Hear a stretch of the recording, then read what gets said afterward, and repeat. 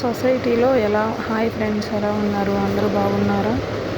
మంచి వాళ్ళు బాగుండాలి, అందులో నేను ఉండాలని కోరుకుంటున్నాను.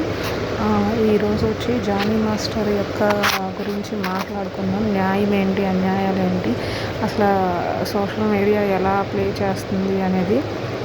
ఇప్పుడు వాళ్ళ వైఫ్కి తెలుసు వాళ్ళ జర్నీ 14 years, 2 పిల్లలు. ఓకే, జానీ మాస్టర్ ఒక లేడీకి లైఫ్ ఇవ్వాలనుకున్నారు. ఓకే, తన పేరు మెన్షన్ చేయొద్దు అంటున్నారు కాబట్టి నేను మెన్షన్ చేయట్లా. ఆ లేడీ మరి 3 years నుండి అలా ఉంటుంది అన్నప్పుడు ఓకే, 1 year భరిస్తారు, 2 years భరిస్తారు, తర్వాత పంపించేయచ్చు కదా. జానీ మాస్టర్ పంపించేశారు.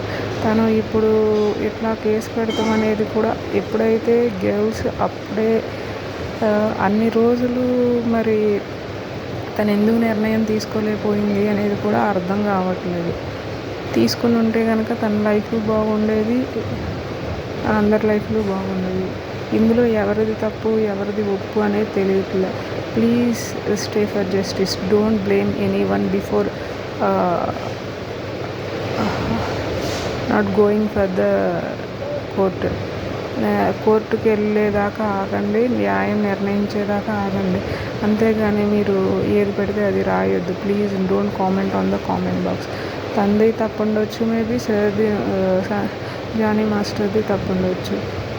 లేదు, తన తప్పు ఉంది అంటే కనుక తనకే అన్యాయం జరిగిద్ది. ఒకవేళ జానీ మాస్టర్ ఉంటే జానీ మాస్టర్కే జరిగిద్ది.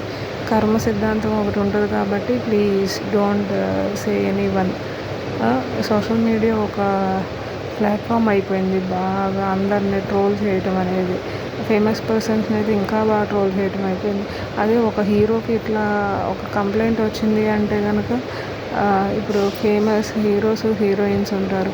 అదే కనుక ఇట్లా వచ్చింది అంటే ఊరుకుంటారా? న్యాయంగా సపోర్ట్ చేస్తారా లేదా? సో హీరో హీరోయిన్కి మరి మాస్టర్ మీద ఎందుకు ఇట్లా అవుతుందో తెలియదు. కానీ కష్టపడి వచ్చిన వ్యక్తి అట్లా చేస్తారని కూడా తెలియదు.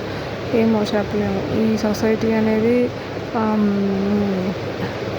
ఎక్కువగా సినిమా ఫీల్డ్ ఇండస్ట్రీలో అట్రాక్షన్స్ అనేవి ఉంటాయి కాబట్టి మేబీ తన ఏజ్ కూడా అట్లాంటిదే కాబట్టి మేబీ జరిగి ఉండొచ్చు, జరగపోయి ఉండొచ్చు. Please stay for justice and pray for the justice. Okay, thank you so much. Don't blame any one. Thank you. This is my side.